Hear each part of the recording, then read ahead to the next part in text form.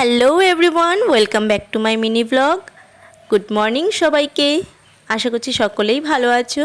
তো আজকে রবিবার দিন সকাল সকাল ঘুম থেকে উঠে ফ্রেশ হয়ে নিয়ে খেয়ে নিয়েছিলাম আমার গতকাল রাতের ভেজানো চিয়া সিড ওয়াটারটা।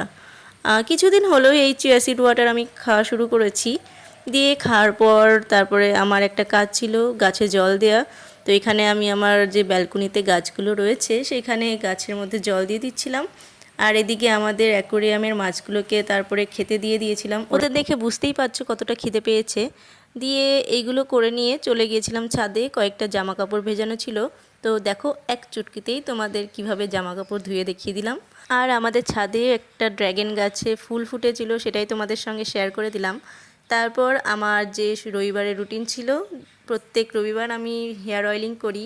তো এখানে আমি আমার বানানো হেয়ার অয়েলটাকে দিয়ে ম্যাসাজ করে নিচ্ছিলাম।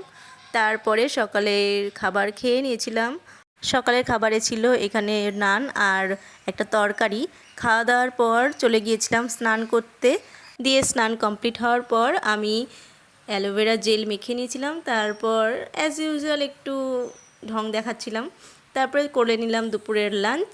আর লাঞ্চে ছিল সিম্পল একটা মেনু, তো তোমরা দেখে নাও। আর লাঞ্চের পরে প্রচুর পরিমাণে মেঘ করে এসেছিলো আকাশটা, আর প্রচুর প্রচুর হাওয়া দিয়ে বৃষ্টিও শুরু হয়ে গিয়েছিল। আর ওয়েদারটা খুব সুন্দর ঠান্ডা ঠান্ডা হয়ে গেছিলো, তো একটুখানি ঘুমিয়ে নিয়েছিলাম। তারপর বিকেলে ঘুম থেকে উঠে কলা বিস্কুট আর এই সমস্ত কিছু খেয়ে নিয়েছিলাম। দিয়ে একটুখানি ঘুরতে বেরিয়েছিলাম, ওই একটু রাস্তা দিয়েই ঘুরছিলাম। তারপর রাতের বেলায় ভাত ডাল আলু সেদ্ধ আর ডিমের কারি দিয়ে ডিনার সেরে স্কিন কেয়ার করে আজকের মতন রাতে ঘুমোতে চলে গেলাম। তো আমার ব্লগটা তোমাদের কেমন লাগলো অবশ্যই জানিও। ভালো লাগলে চ্যানেলটাকে সাবস্ক্রাইব করে দিও। তো আজকের মতন সবাইকে টাটা, গুড নাইট।